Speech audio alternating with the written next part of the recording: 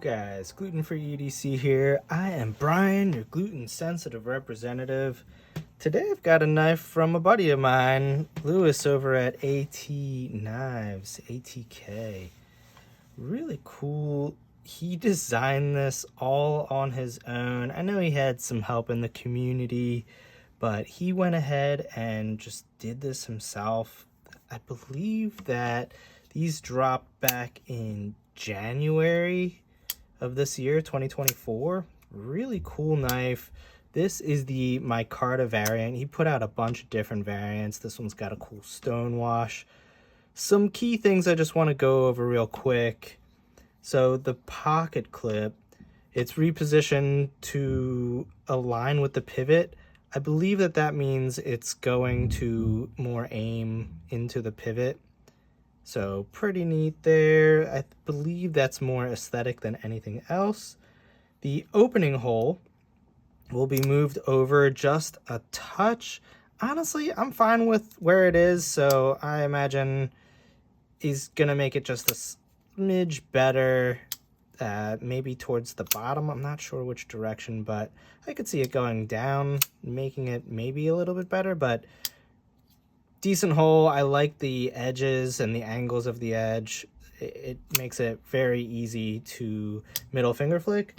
You can also thumb roll a knife, which I've really been enjoying lately, and you can thumb flick the knife.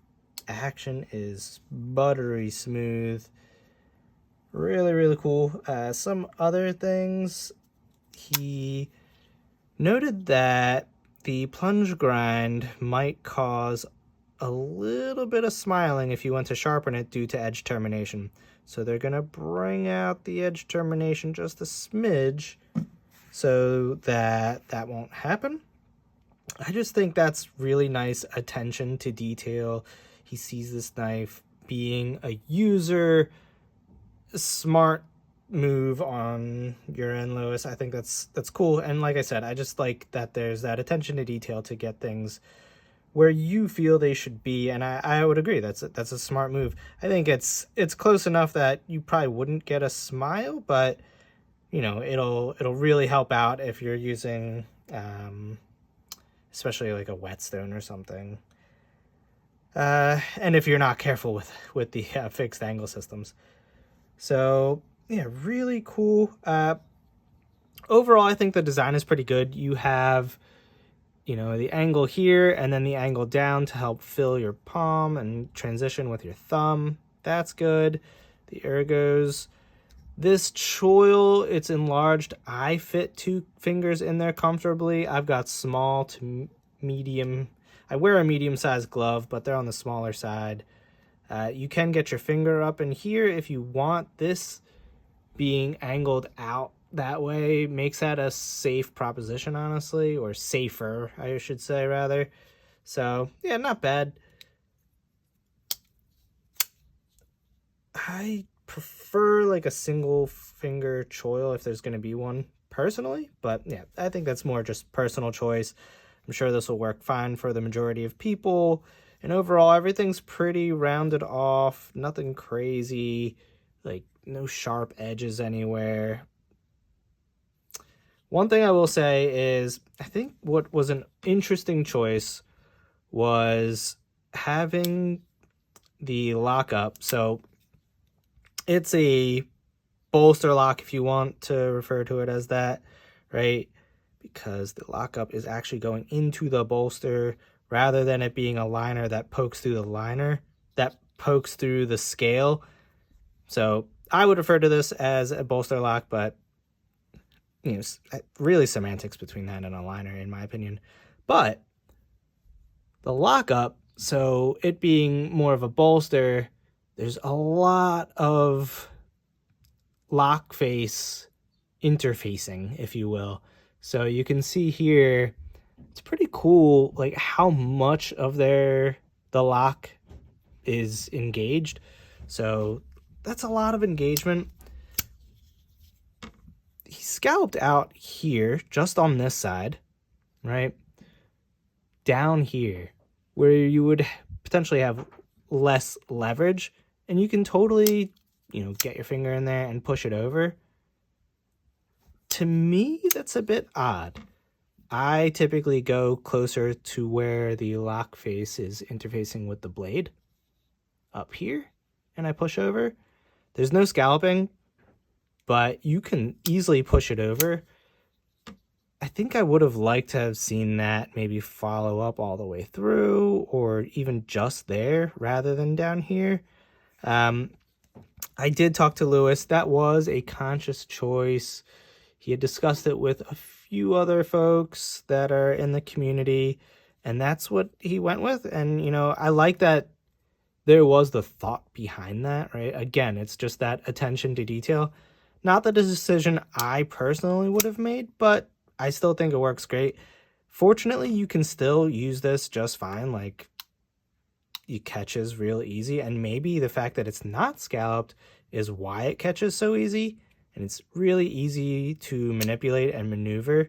So maybe it was the right call, and I would have been dead wrong, honestly. So it works as is. I think it's really nice, though, overall. I believe this is a captive pivot. Really nice grind going. Fairly thin edge. Decent grind all along. Yeah, cool blade shape. I always like to see like a sheep's footy kind of blade, Warncliffe kind of blade, right? I think this is sheep's because it's... But anyway. Yeah, really great. I think pocket clip, I didn't mention, in and out of pocket, super smooth, nice and easy. I think this is like a perfect pocket clip. Don't change anything. It's deep enough carry. There's enough flex, enough retention, works great. The back spacer, just titanium, works fine. It'll keep you off the edge.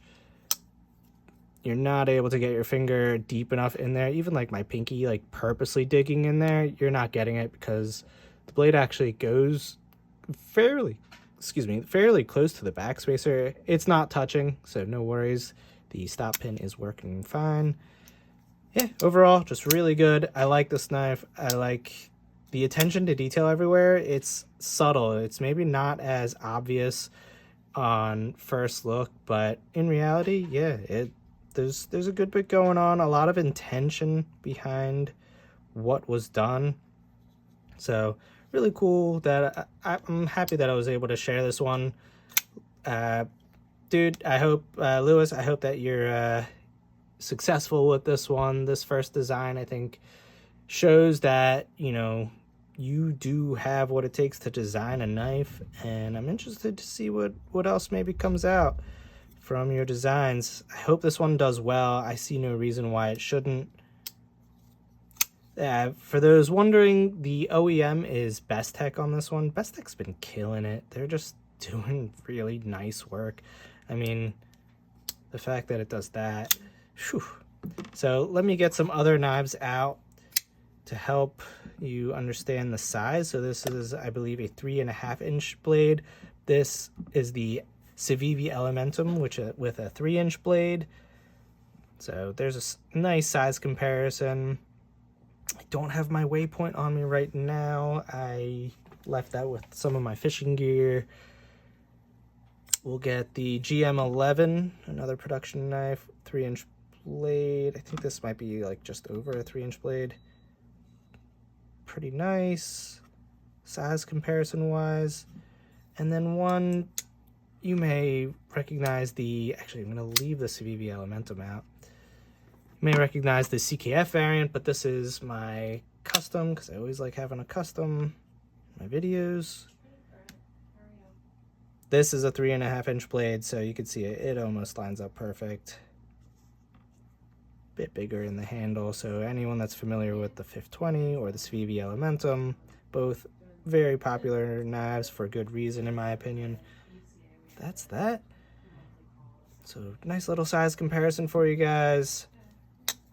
Otherwise, I hope you have a great rest of your day or evening, guys. I will talk to you later.